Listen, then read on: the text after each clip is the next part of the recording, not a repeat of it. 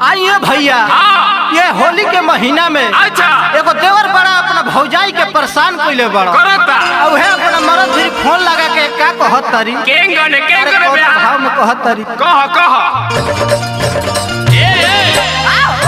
आई तक होली में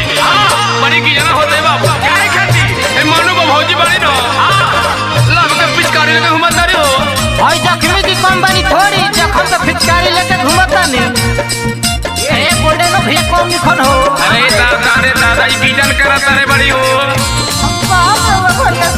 जो कह तो कर नहीं के लगाई तुरके केवाड़ी कके बरियारी के केवाड़ी कके बरियारी राती के घर में घुसले बा होली में सैया देवरा मुदैया साया में समत फुकले बा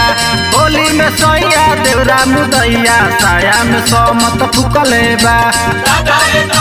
देवरा मुदैया साया में समत फुकले बा साया में समत फुकले बा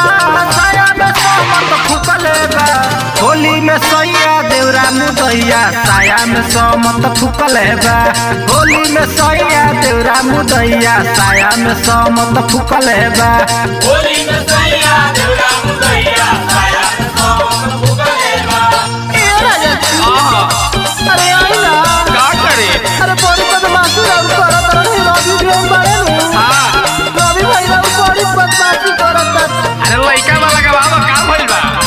आई जल्दी गाड़ी धरी हमरा धर बकर से धरबाओ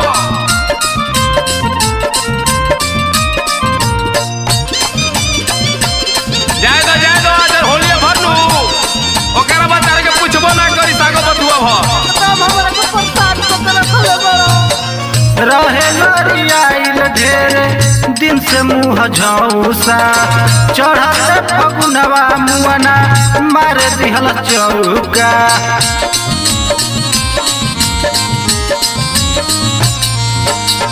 रहे लड़ियाइल ढेरे दिन से मुँह झौसा चढ़ते फगुनवा मुआना मारे दिहल चौका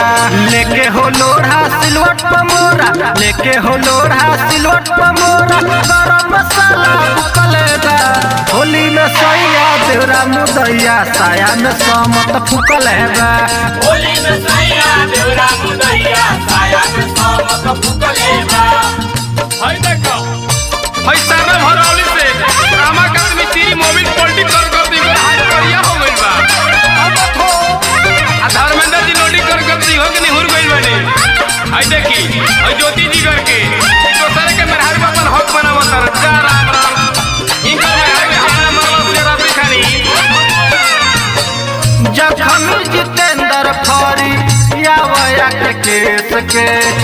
बिगड़ल रहनिया तोहरा मनु मिथिलेश के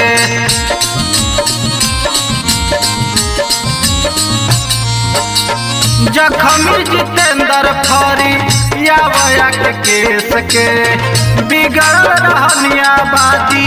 वाना मिथिलेश के कोइले लड़ाई बा मुर्कल कलाई कोइले लड़ाई बा मुर्कल कलाई ढोरी हमारा सुकले बा होली में सैया देवरा मुदैया साया में समत फुकले बा दादा देवरा मुदैया साया में समत फुकले बा साया में समत फुकले बा साया में समत फुकले बा होली में सैया देवरा मुदैया साया में समत फुकले बा होली में सैया देवरा मुदैया साया में समत फुकले बा होली में सैया देवरा मुदैया साया में